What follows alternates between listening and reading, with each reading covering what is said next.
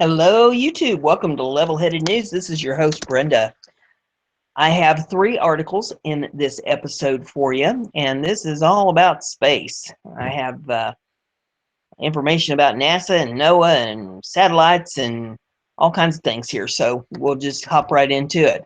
First one here is off of universetoday.com, and it says, Revolutionary NASA NOAA goes our geostationary weather satellite awesome night launch. And all these URLs are in the description of the video, so you can pull them up and take a look at them. There are some really neat pictures and some videos and stuff in these that you might want to take a look at if you are a space cadet and enjoy these space articles. This article here reads, Kennedy Space Center, Florida. Goes are the first in a new series of revolutionary NASA NOAA geostationary weather satellites blasted off on an awesome nighttime launch to orbit this evening from Florida Space Coast. Liftoff of the highly advanced geostationary operational environmental satellite R called GOES-R, that's GOE-R, weather observatory bolted atop a ULA Atlas V rocket came at 6:42 p.m. Eastern Standard Time on Saturday, November the 19th, 2016, from Space Launch Complex 41, the SLC-41, on Cape Canaveral Air Force Station, Florida. The launch was delayed for an hour until the very end of the launch window to deal with unexpected technical and Eastern Range issues that only added more drama and changed the sunset launch into a night launch for the hordes of spectators who gathered here from around the world. Appropriate, since this probe will touch the lives of humans worldwide. It's a dramatic leap in capability, like the moving from black and white TV into HGTV, explained Greg Mantz, the NOAA GOES-R program manager, during a pre-launch media briefing in the clean room processing facility at Astrotech. This is a very exciting time, explained Greg Mant, the NOAA GOES-R program manager, during the Astrotech clean room briefing. This is the culmination of about 15 years of intense work for the great team of NOAA and NASA and our contractors Lockheed Martin and Harris. We are bringing the nation a new capability. The GOES program has been around for about 40 years, and most every American sees it every night on the weather broadcast when they go to the satellite imagery. And what's really exciting is that for the first time in that 40 years, we are really end-to-end replacing the entire GOES system. The weather community is really excited about what we are bringing. GOES-R will bring about a quantum leap in weather forecasting capabilities that will soon lead to more accurate and timely forecast watches and warnings for the Earth's Western Hemisphere when it becomes fully operational in about a year. But the first images are expected within weeks, and both researchers and weather forecasters can't wait to see, analyze, and put to practice use sophisticated new images and data that will improve forecasts and save lives during extreme weather events that are occurring with increasing frequency. GOES-R will be renamed GOES-16 after it reaches its final orbit, 22,000 above Earth. I'm not sure if that's miles. I'm guessing that's miles.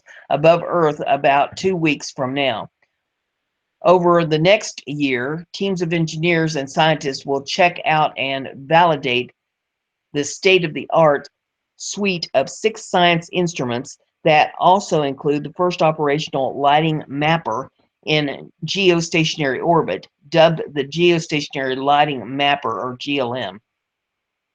The launch of the GOES-R represents a major step forward in terms of our ability to provide more timely and accurate information that is critical for life-saving weather forecasts and warnings, said Thomas Zurbuchen, Associate Administrator for NASA's Science Mission Directive in Washington. It also continues a decade of long partnership between NASA and NOAA to successfully build and launch geostationary environmental satellites. GOES-R, which stands for Geostationary Operational Environmental Satellite, R series, is a new and advanced transformational weather satellite that will vastly enhance the quality, speed, and accuracy of weather forecasting available to forecasters for Earth's Western Hemisphere. The Science Suite includes the Advanced Baseline Imager, ABI, Geostationary Lighting Mapper, the GLM, Solar Ultraviolet, Solar Ultraviolet Images, or the SUVI, Extreme Ultraviolet and X-ray interdance sensors, and that is abbreviated EXIS, Space Environmental In Situ Suites, or the SEISS, and the magnometer,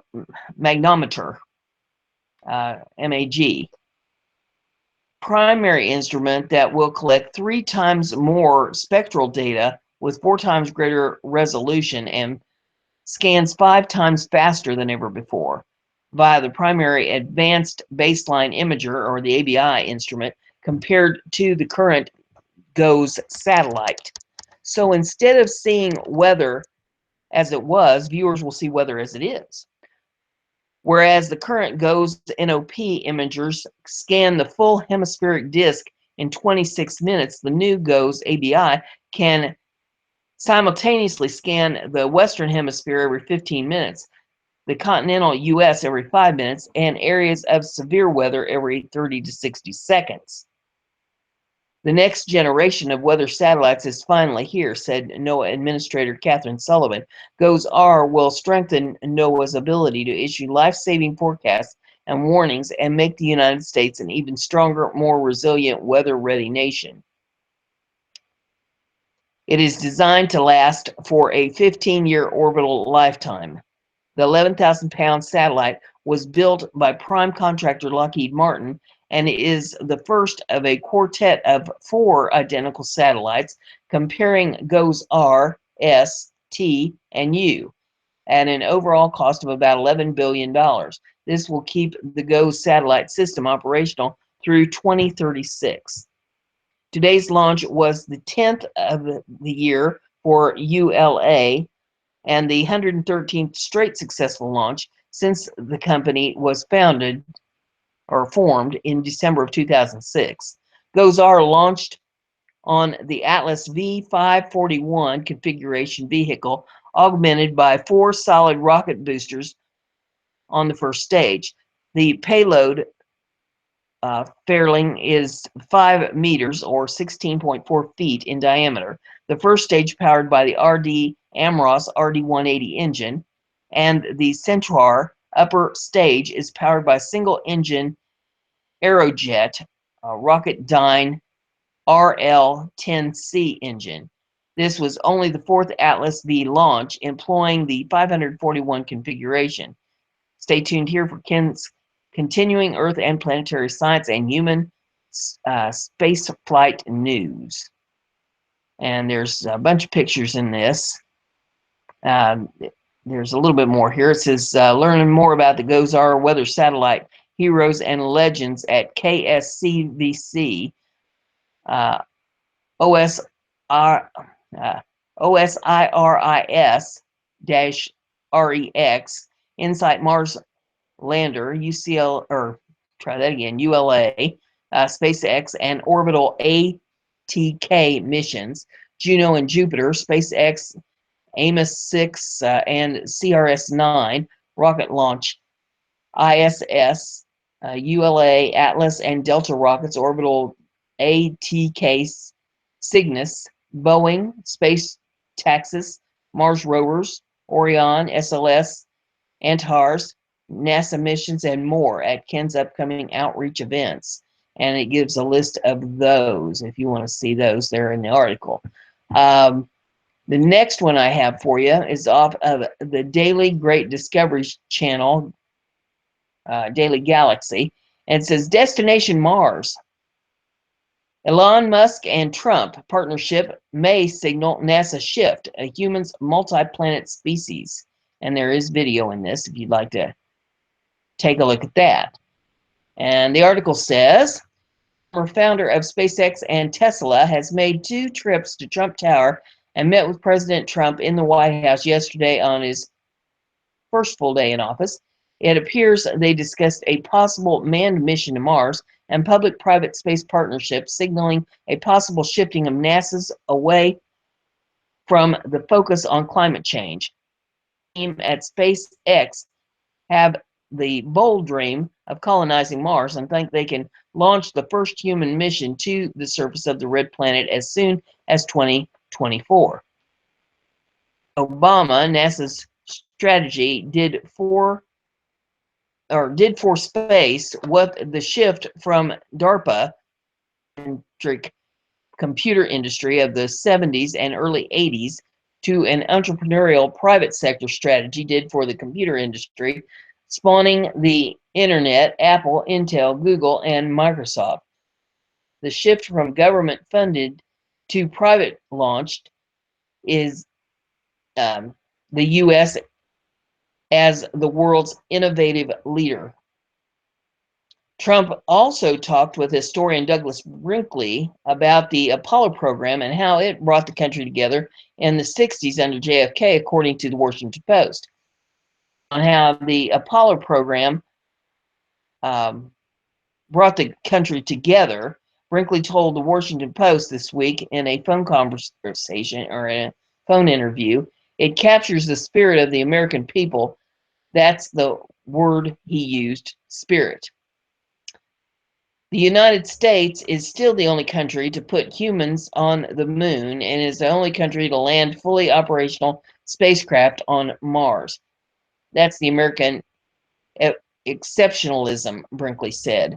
The video below, Elon Musk unveils SpaceX's future Mars vehicle and discusses the long-term technical challenges that need to be solved to support the creation of the permanent self-sustaining human presence on Mars. This is on potential architectures for sustaining humans on the red planet that industry, government, and the scientific community can collaborate on in future years. And there's some video. It says SpaceX has designed a powerful Falcon Heavy rocket, which could send a manned Dragon spacecraft into space. The company plans to launch the 70-meter or 230-foot tall rocket, which has a lift-off thrust equivalent to 18 Boeing 747 jets later this year. The Daily Galaxy by Space.com, Washington Post, Denver Post, it says. So there's that information. The next one that we have here is off of Universe Today, and it says, New Age in Weather. Forecasting begins with spectacular first images from NASA NOAA GO-16 Observatory. Kennedy Space Center, Florida. New Age has begun in the nation's weather forecasting capabilities with a release today, January the 23rd, which was yesterday. The spectacular first images gathered by the recently launched NASA NOAA GO-16 Observatory. The highly advanced geostationary operational environmental satellite 16 weather observatory lifted off 2 months ago atop the ULA Atlas V rocket on November the 19th of 2016 from Space Launch Complex 41 on Cape Canaveral Air Force Station in Florida. GO-16 is formerly known as the GOES-R through the launch. This first in the new series of revolutionary NASA NOAA geostationary weather satellites that entails the first significant instrument upgrade to the U.S. weather forecasting capabilities in more than 2 decades. And pretty much this is like that first article that I read you. So I won't, sit here and bore you to death with, reading pretty much the same thing all over again. Gives a lot of the same statistics and everything in this, and pictures, etc. So you can pull that up and take a look at that. Interesting information there. So if you like what I'm doing, give it a thumbs up. Let me know. Share it on your social media so everybody gets to hear the news. Don't forget to subscribe if you haven't yet. If you click that little bell next to the subscription button, a little box pops up that you can check, and you'll get email alerts every time I put on a show, and that way you'll stay informed.